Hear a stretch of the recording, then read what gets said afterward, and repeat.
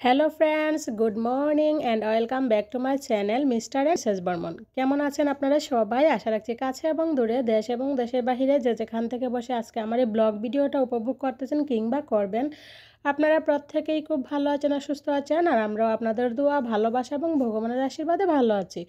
তো বন্ধুরা, আজকে হচ্ছে 17ই ডিসেম্বর, রোজ মঙ্গলবার, আর এখন বাজে সকাল 7। তো এখন থেকে ভিডিওটা শুরু করে দিলাম। আশা রাখছি শুরু থেকে শেষ পর্যন্ত আমার সাথেই থাকবেন।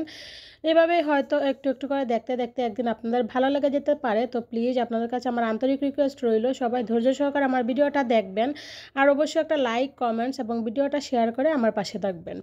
তো আজকে দেখেন একদম 7টার ভিতরে সবাই ঘুম থেকে উঠে গেছে। কালকে যেহেতু অনুষ্ঠান ছিল আমাদের অফিসে, সারাদিন সবাই মোটামুটি ওইখানেই ছিল।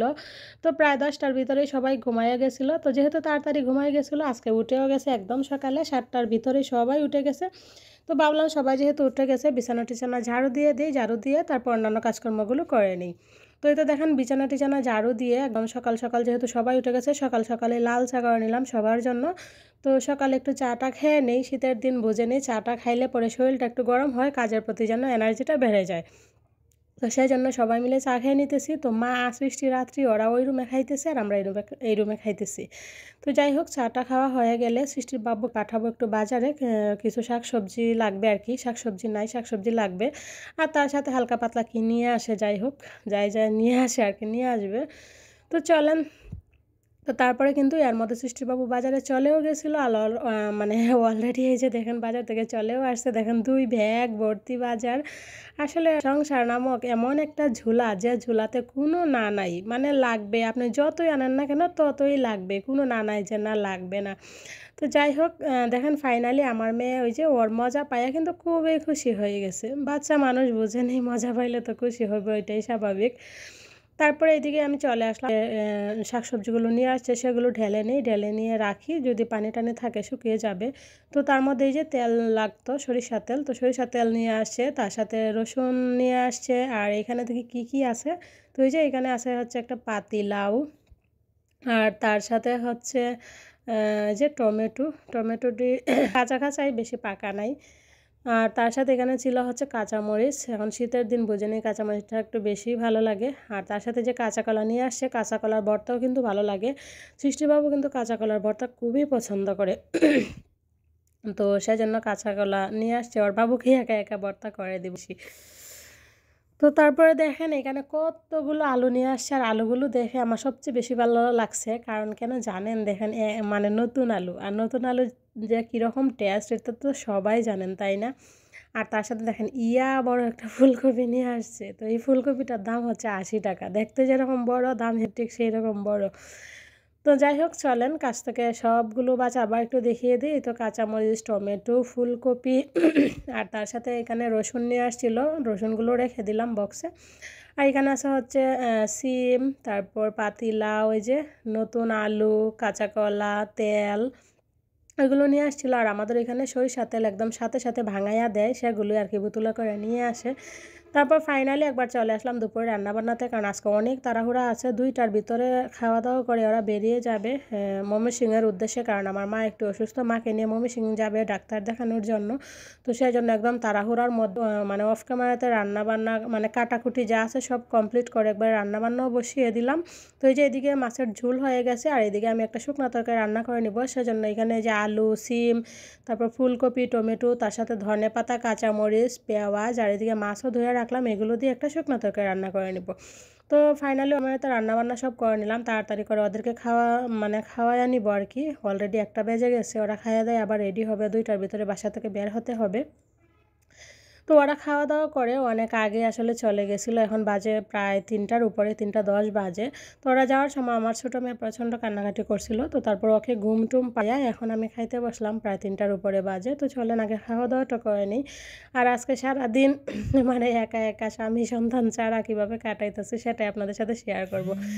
এই তো ওরা চলে গেল, এবার একা একা আমি খাইতেছি, ওরা সবাই চলে গেছে, রাত্রে শুধু ঘুমাইতেছে আর আমি এদিকে খাওয়া দাওয়া করতেছি। খাওয়া দাওয়া করে যাব হচ্ছে ছাদে ওগুলো কাপড় চোপড় আছে সেগুলো নিয়ে আসবো।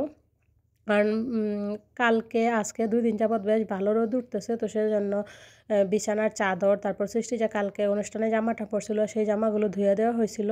তো সেগুলো একদম মানে রোদ দেখে একবারে ছাদে দিয়ে আসছে। একটু কষ্ট হলেও যেহেতু রোদ উঠছে ছাদে দেওয়াতে বেশ ভালো হয়েছে, মানে সাথে সাথে একদিনেই শুকিয়ে যাবে আর কি। তো দেখেন একা একা আসলে কোনো কিছু খাইতেও ভালো লাগে না, ভাত বলেন নাস্তা বলেন যাই বলেন না কেন ভালো লাগে না। এই যে আমি বসে বসে খাচ্ছি শুধু পেটের খিদাতে, কিন্তু মানে ভালো লাগতেছে না, একা একা একদম নীরব নিস্তব্ধ লাগতেছে ঘরটা। তো দুপুরে খাওয়া দাওয়ার পরে ছাদে গেছিলাম, ছাদ থেকে কাপড় চাপড় নিয়ে আসলাম, ওইগুলো আর কোনো কিছু শেয়ার করি না, মানে একা একা একদম ফাঁকা ফাঁকা লাগছিল আর কি। তো কিছুক্ষণ শেয়ার হইলাম, টিভি দেখলাম, এখন প্রায় সন্ধ্যার পরেই চলে আসছি আপনাদের মাঝে। ওই যে মার বিছানার চাদরটা ধোয়া হয়েছিল, বললাম না রোদ দেখে ছাদে দেওয়াতে একদিনই চাদরটা শুকিয়ে গেছে, আর না হলে বেলকনিতে লাললে 2 দিন লেগে যেত।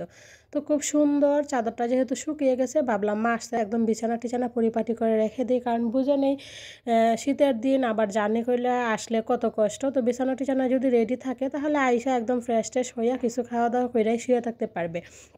আর না হলে এমনিতে শীতের মধ্যে জার্নি করে আসবে, তারপর আবার বিছানা করব, তারপর ঘুমাবে, একটা কীরকম না। তো সেই জন্য ভাবলাম আগে বিছানাটা আমি সুন্দর করে রেখে দিই, আসলে পরে অন্ততপক্ষে একটু হাত পা ধুয়ে রেস্ট নিতে পারবে। তো সেই জন্য আমার রুমটা একদম সুন্দর করে গুছিয়ে নিব। ওই তো চাদর বিছানো হয়ে গেছে, আবার ল্যাপটা এদিকে রেখে দিলাম, যখন লাগে তখন নিয়ে নিবে। আর যেহেতু একা একা বাসার মধ্যে আর কেউ নাই, আমরা 2 মা মেয়ে, তো এই জন্য দেখেন এই যে আমি একদিকে কাজ করতেছি, আরেকদিকে আমার মেয়ে আমার সাথে সাথে আছে।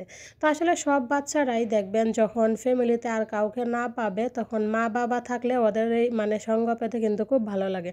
আর আমার এটা ভালো লাগে, কারণ সে একাকিত্ব ফিল করে না। আর না হলে দেখবেন যে আমরা যদি আমাদের মতো থাকি, বাচ্চারা একা একা থাকলে কিন্তু মানে অনেক সময় একাকিত্ব ফিল করে। তো সেই জন্য যখন কেউ না থাকে আমি চাই করি আমার বাচ্চাদেরকে আমার সাথে নিয়ে কাজকর্মগুলো করতে। তো তারপরেই তো এবার হচ্ছে বালিশের কভারগুলো পরানোর পালা আর কি। এই তো বালিশের কভারগুলো পরিয়ে নিচ্ছি, বালিশের কভারগুলো পরিয়ে নিয়ে তারপর একদম সুন্দরভাবে রুম টুম ঝাড়ু দিয়ে একবারে ফিটফাট করে রেখে দিব। আর এদিকে দেখেন আমার মেয়ের অবস্থা, এই যে হাত মোজা পরছে পইরা পইরা আমাকে দেখাইতে, যদিও অনেক আগে মোজাগুলা পরছে তারপরে এখনও আবার আমাকে দেখাইতেছে। তো যাই হোক, প্রত্যেক দিনের মতো আবার একটি পুরাতন রিকোয়েস্ট করে নিচ্ছি, আপনারা কে বা কারা আমার এই ভিডিওটা দেখতেছেন আমি জানি না, যদি কেউ দয়া করে আমার ভিডিওটা দেখে থাকেন তাহলে প্লিজ একটা লাইক দিয়ে দিবেন, এবং সেই সাথে ছোট্ট একটা কমেন্টস করে জানিয়ে দিবেন আপনার মতামতগুলো। আর আপনার কাছে যদি আমার এই ভিডিওর কোথাও কোনো অংশ ভালো লাগে, আপনি যদি প্রত্যেকদিন আমার এই ভিডিওগুলো দেখতে চান, তাহলে অবশ্যই আমার চ্যানেলটাকে সাবস্ক্রাইব করে রাখবেন, যাতে ভিডিও দেওয়া মাত্র আপনার কাছে নোটিফিকেশন পৌঁছে যায়, আপনি আপনার সময় সুযোগ অনুযায়ী আমার ভিডিওটা দেখে নিতে পারেন। আর যারা অলরেডি এই কাজগুলো করে প্রতিনিয়ত আমাকে সাপোর্ট করে যাচ্ছেন, মোটিভেট করে যাচ্ছেন, আপনাদের সবাইকে জানাই আমার অন্তরে অন্তঃস্থল থেকে অসংখ্য অসংখ্য ভালোবাসা। তো এই যে দেখেন ফাইনালি আপনাদের সাথে কথা বলতে বলতে মার রুম গোছানো হয়ে গেল, তারপর দেখিয়ে দিলাম কেমন লাগতেছে। তো এবার চলেন যাই, আমার ওই রুমে কিছু কাপড় চোপড় আছে সেগুলো বাইশ করে নিব। ওই যে বলছিলাম দুপুরে খাওয়া দাওয়ার পরে তারপর ছাদ থেকে কাপড় চোপড় নিয়ে আসছি। তো আসার পরে যেভাবে বালতিতে রাখছিলাম সেভাবে ছিল, আর বাইস করি নাই, মানে একা একা কাজ করতে ভালো লাগছিল না, কেমন জানি একা একা একা লাগছিল। তো এখন সন্ধ্যার পরে ওই যে মার রুমটা গুছিয়ে বা টিভি ছেড়ে দিলাম, টিভি দেখে দেখে এই কাজগুলো করে নিব, যে যে কাজগুলো বাকি আছে আর কি।